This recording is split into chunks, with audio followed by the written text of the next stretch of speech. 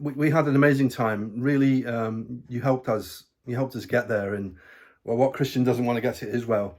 I was really incredibly unwell when we got there. From the next day, I was so unwell. You might have seen some of the Facebook posts where it turned out that the steroids they were giving me after chemo had induced diabetes, and so I was very, very limited. I had high blood sugar. It was awful, wasn't it? Terrible, yeah. Most days in the afternoons, we had to go back to the hotel where I just needed to rest and cool down.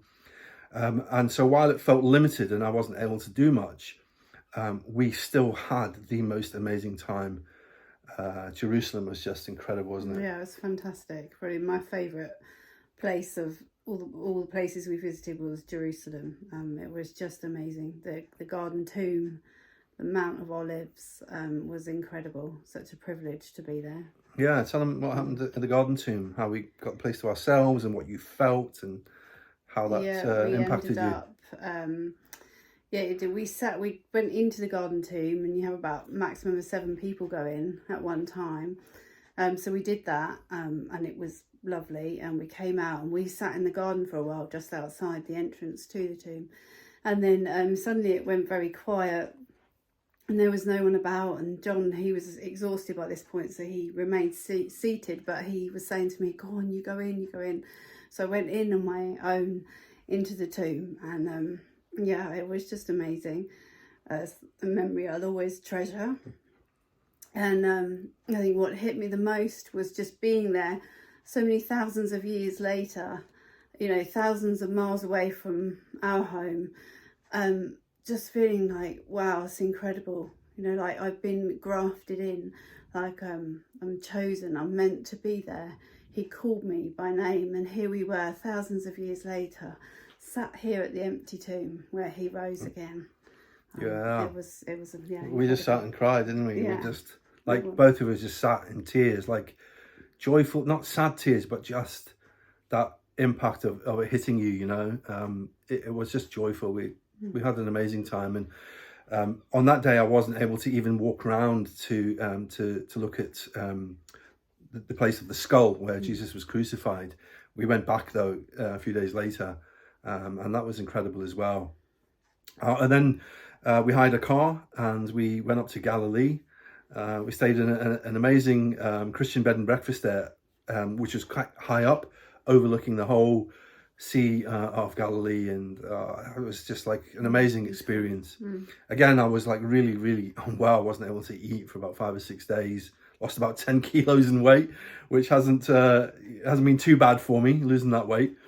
But yeah, we had an incredible time. I wasn't able to do much walking and stuff, but having the car meant that we were able to drive like all the way around to Capernaum, and then drive all the way around to Tiberias.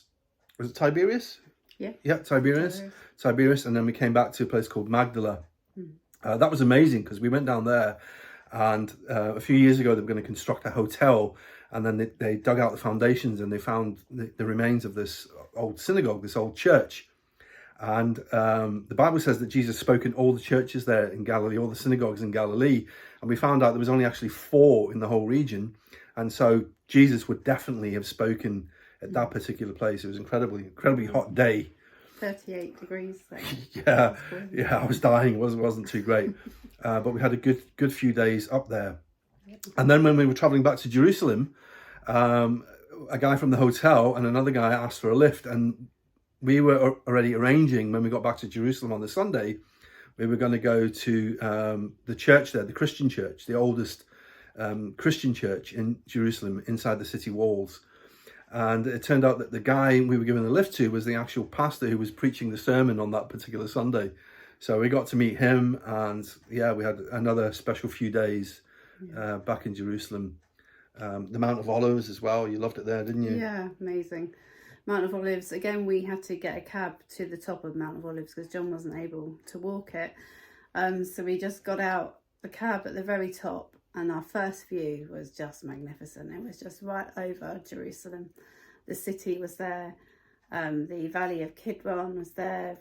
Wasn't it Garden of Gethsemane? And it was just incredible. Yeah, really. I mean, if you haven't been to Israel, you have to go. It's just a dynamic, incredible, historic, and just being there, you know, in the presence of God's chosen people, God's chosen country. It does wonders for you. Like it was great. We saw plenty of other things as well. We drove past many places. We had some nice meals out as well. On one particular, nearly our last night, we had a night out at a rooftop terrace overlooking the whole. You'll see that on the video. The whole of Jerusalem there. It was just stunning. It was beautiful. And again, really thanks to you guys for contributing to make that all possible. Thank you. We had a very, very special time. So I hope you enjoy the video. You'll see all the pictures, some of me looking exhausted, some at special places, even dipping our feet into the Sea of Galilee, having a little paddle.